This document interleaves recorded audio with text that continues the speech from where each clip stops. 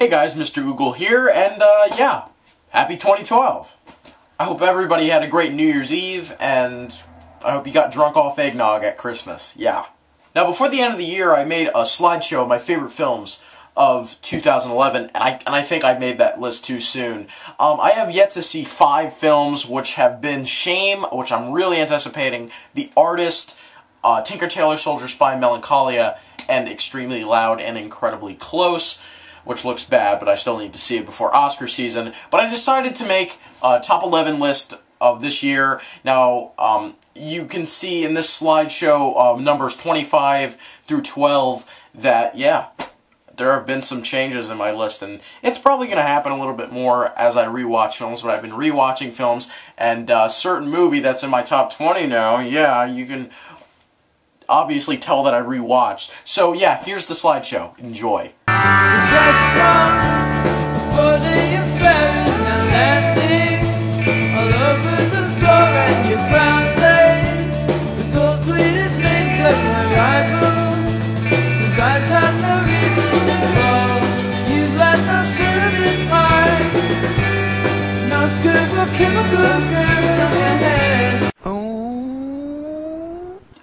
Yeah, so for the purpose of this video, I'm totally not going to include the number 12. Yeah, because my number 11 is actually a tie. I usually don't believe in ties, but in this case I do. And my number 11 pick is a tie between Neil Burger's Limitless and Todd Scholson's Strauss's A Very Harold and Kumar 3D Christmas. Starting off with A Very Harold and Kumar 3D Christmas, shall we? Now, this wasn't a movie I actually reviewed. It's a movie I wanted to review before Christmas season, but I never really got the chance to do it. But I have to say, this is the best one since the first. And I'm one of the very few people who actually like the second one a lot. It's just the movie felt a little bit too mean-spirited and, you know, really, it tried to push the boundaries and tried to be a little bit funnier in the first. But I honestly think the writers of this film, who also directed the second film, and they also wrote the previous 2 films, and now they're going to direct the American Reunion movie, which looks like crap, but still. Yeah, I think they took all the criticisms that were given for the second film, that I honestly think they made up for this movie, because this movie is like the perfect Christmas film, and just a near-perfect sequel to a pretty mediocre, second part of a franchise. And this movie is more genuine, it's more sincere, the characters have a lot of great chemistry, and, you know, a lot of comedies we see nowadays, it's jokes we've heard before, but no, A Very Harold and Kumar 3D Christmas has some of the funniest and most original, most clever humor I've seen in years, and it's my second favorite comedy of the year, and I couldn't include it, I could not include it in my top 11 list, so that's why it's tied with Limitless. Going on to Limitless, Neil Burger's Limitless was like the first film I fell in love with this year in 2011. It was a movie that just almost blew my mind. It was just so awesome. I know a lot of people were just really mixed with this film. It got good reviews, actually, but the YouTube community thought it was pretty good. I thought it was awesome. I thought it was amazing, almost. I thought it was really good. I thought it was great. And I thought the direction style by Neil Burger was absolutely out of this world awesome. It was like, sort of like he took the direction style of Fight Club and like switched it around and made it his own. And just how he did certain things with the movie was just, it was great. And Bradley Cooper gives one of the most like top 5 or top 3 most underrated performances of the year. He was absolutely amazing in this film. And years from now, when Bradley Cooper becomes even a bigger star, I mean, we're just going to look back on this movie and we're going to be like, yeah, this was a great movie. And it was. And Robert De Niro was good too. He's not too he was good in this movie, yeah. Not too shabby. Going into the top 10, number 10 is Jason Reitman's Young Adult. Charlize Theron plays a woman child, and she really needs to grow up. Like, she writes these children's books, and she decides to go to her hometown of Mercury, Minnesota to get back with Patrick Wilson, who's now a happily married man, and she just doesn't care, and she's just totally oblivious to that, and she just thinks he's just gonna, you know, claw back to her, but yeah, you just have to see this movie, because it's honestly one of the funniest, one of the most honest, and one of the most realistic films I've seen all year. And the performances by everyone, even Patrick Wilson, was just awesome. And Charlize Theron deserves an Oscar nomination. She gives one of my favorite female performances of this year.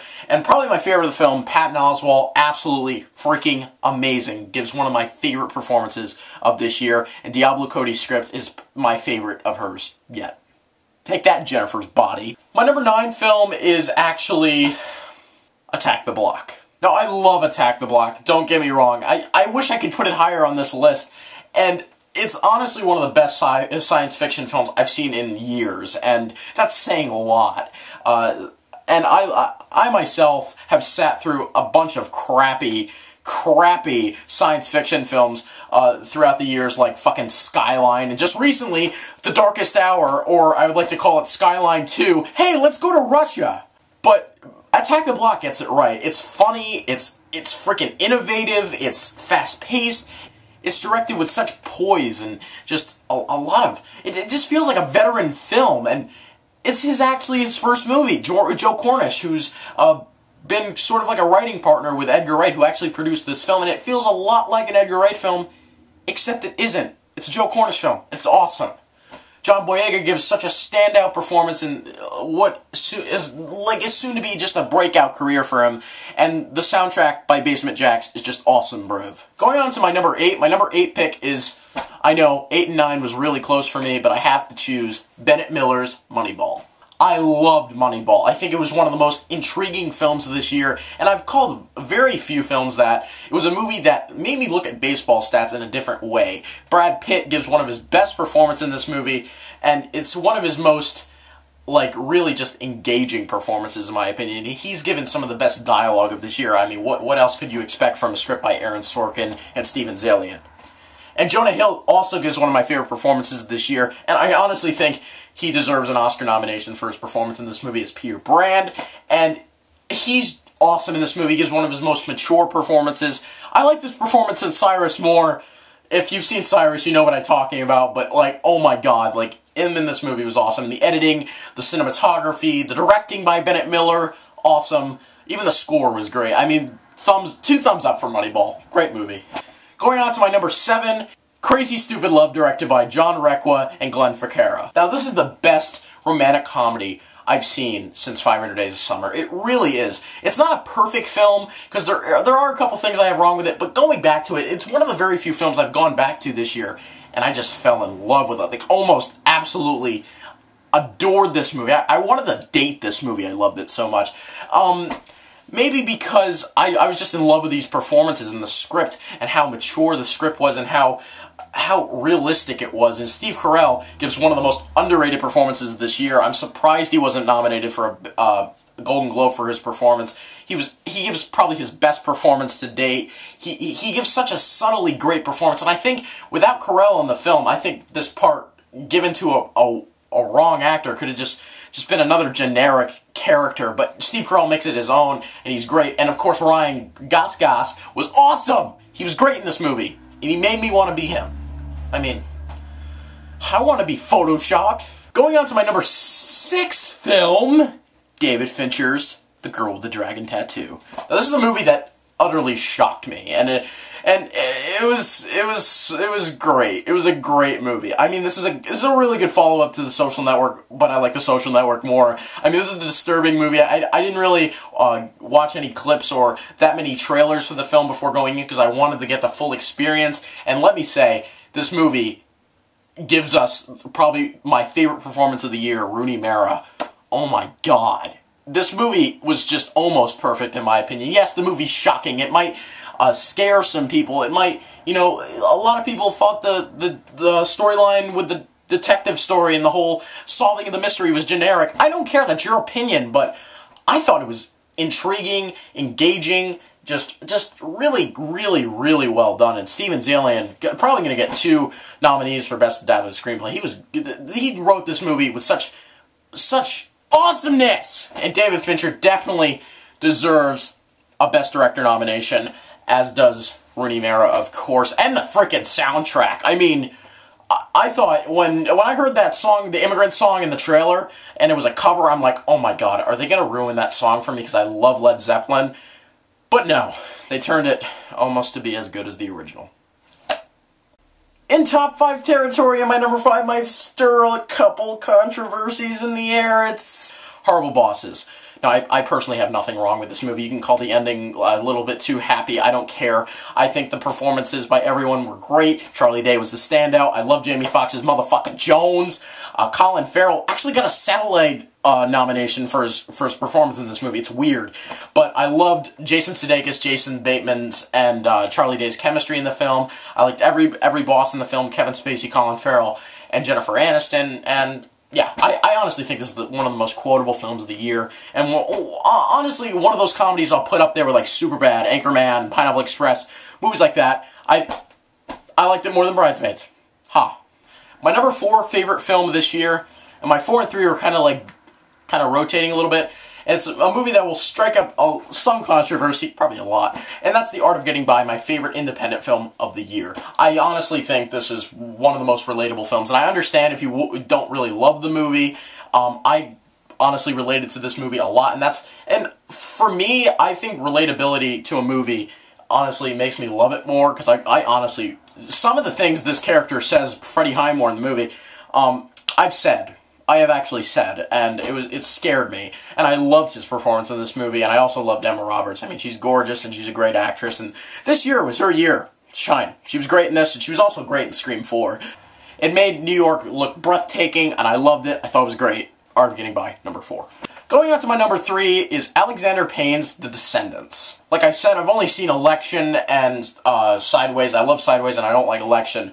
Descendants blew them out of the water. I love The Descendants. It's one of the best films of this year. I thought, going into this movie, I thought it was just going to be an overhyped, pretentious little movie that I just wasn't going to get into, but I was absolutely wrong. George Clooney gives one of his best performances of this year. Shailene Woodley blew me, man.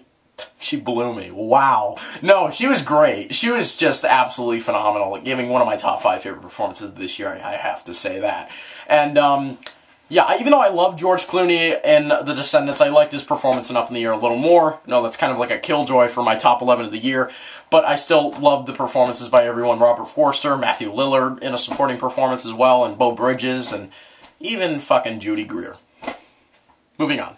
Number 2, and this is a lot of people's number 1, Nicholas Winding Refn's Drive. Now, Drive is one of the most rewatchable movies for me. I've seen it like 5 times. 5 or 6 or 7 times. And, oh my god, it's a movie that everybody's going to be talking about like 20 years from now. It's going to be like Pulp Fiction. It's going to have that sort of stamina going on. It's just never going to, lose its hype. And even though, as much as I love Drive, I didn't love it more than my number 1 pick, which I'll get to in like a minute, but going on to Drive, I think everything about this movie was honestly perfect, and there was very few perfect films this year, and Drive was one of them, and just the direction by Nicholas Winding Refn has been like my favorite of the year. He directs this movie with such finesse and poise, and just, he was so good, and Ryan Gosling gives one of my favorite performances this year, as does Albert Brooks. He's great. If he doesn't get a nomination, like, what the hell? And Carey Mulligan was great, and Oscar Isaac was great, Ron Perlman was great, even Bryan Cranston was great. I mean, this whole movie is great, and that Real Hero song just can't get out of my head, but I don't want it to get out of my head, no! And my number 1 favorite movie of the year, saw it coming, and very few people have it as their number 1, and that's Jonathan Levine's 50-50. After his first 2 films, All the Boys Love Mandy Lane, which I was not crazy about in the slightest, and The Whackness, which was awesome, one of my favorites of 2008, he makes one of those movies it'll always be in my heart, 50-50. It's a movie that'll make you laugh till you cry, and it'll just make you cry in general. And it's honestly the best Judd Apatow movie Judd Apatow never made. It's so good. The performances are perfect. Joseph Gordon-Levitt gives probably my favorite performance by him. I love them in Brick. I love them in 500 Days of Summer. But his performance in this was just... Seth Rogen, I loved him more in Observe and Report, but he definitely gives his most lovable performance in this film, no doubt. And I loved Angelica Houston as well, and Anna Kendrick, and even Bryce Dallas Howard did a great job in this movie. And just such a laid-back script by Will Reiser. It turns into my favorite script of the year. it has all the elements you need in a movie. It has drama, it has comedy, it has relatability, and for me, that's why 50/50 is my favorite film of the year. I'm Mr. Google. Don't forget the ski cap. And Marky Mark, Contraband, yeah! Friday, probably. Boo.